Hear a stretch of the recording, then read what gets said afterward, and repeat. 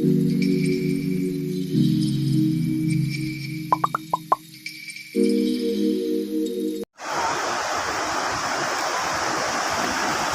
সমুদ্রে একটু আসলাম বেড়াতে বেড়াতে।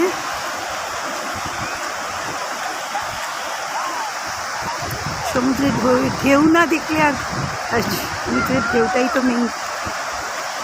আমার মেয়ে চলে গেছে, জলে এতক্ষণ খেলে আসলো, আমি একটু ভয় পাই, এর জন্য আমার হাজব্যান্ড আবার আমাকে নিয়ে এসছে। ও সমুদ্রের মধ্যে জলে গড়াগড়ি খাচ্ছে। আমি জানতাম না ওর এরকম প্ল্যানিংস আছে, সেটা আমারই ভুল হয়েছে।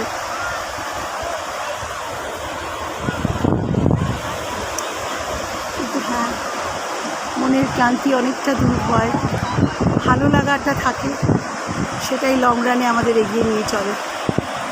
মেয়ের কল্যাণে আমি এসেছি, আমি একটু ভয়ই পাই।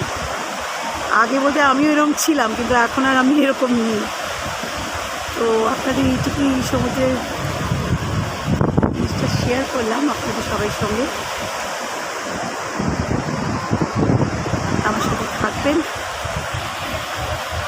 আমার ছোটো ছোটো ব্লগসে আপনারা আমার সঙ্গে থাকবেন। ভালো থাকবেন সবাই, পজিটিভ থাকবেন, সুস্থ থাকবেন, and be spirited. Bye by.